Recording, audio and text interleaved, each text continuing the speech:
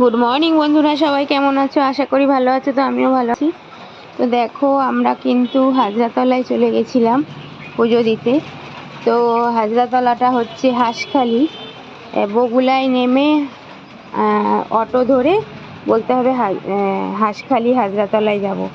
তো অটোওয়ালারা নামিয়ে দেবে, বেশি না, 10 টাকা করে ভাড়ায়।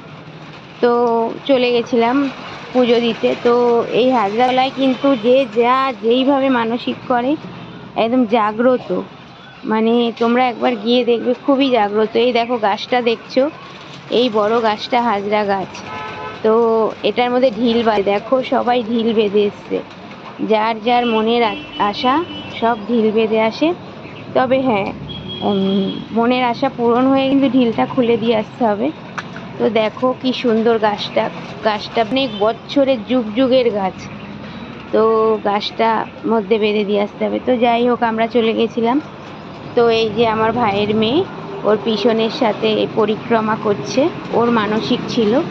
তো আজকে গেছিলাম মানসিকটা দিয়ে আসতে। তো ও পিছনের সাথে পরিক্রমা করছে, আমি তো ভিডিও করছি তাই আমি আসতে পারিনি, মানে ভিডিওতে থাকতে পারিনি। তো তোমরা কে কে আসতে চাও আমাকে কমেন্ট করো, আমি ঠিকানা দিয়ে দেবো একদম। তো বছরে 2বার ওখানে নীল পুজোয় আর হচ্ছে পৌষ মাসে বিশাল বড় করে এখানে উৎসব পালন হয়। তো ওই দিন গেলে বেশি ভালো হয়, ওই দিন পুজো আচ্চা হয়। আর তোমরা ওই দিন মেলা ঠেলা হয়, মানে খুব মজা হয় এই বছরে 2 দিন। তো চলো, আমরাও চলে গেছিলাম। তো যাই হোক, আমরাও ঢিলটা বাঁধলাম। এবার তোমাদের প্রশ্ন থাকতে পারে, হাজরা ঠাকুর কে?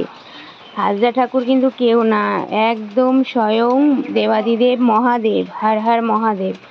এই মহাদেবের নামই হাজরা ঠাকুর আর কি, পুরো জাগ্রত। তো চলো, দেখো পরিক্রমা হয়ে গেছে। এই দেখো এইখানকার মানে গাছের তলাটা, ওই যে ধূপকাঠিটা গুঁজে দিল। মাটি নিয়ে একটু কপালে দিয়ে দেন তো নানি। চলো দেখো, গাছের গোড়া পরিক্রমা হয়ে গেছে। এবার ওই যে মাটি, ওখানকার মাটি নিয়ে এলেও ভালো, ওখানকার মাটিও এনে তোমরা পুজো করতে পারো। ওই যে টিকা দিয়ে দিল মাটিতে, ওর ভীষণ। আর ওই যে মুখে দিয়ে দিল মাটি, প্রচণ্ড উপকার। তো চলো, আজকের ভিডিওটা এইটুকুই, টাটা। একটুখানি দিতে হয়।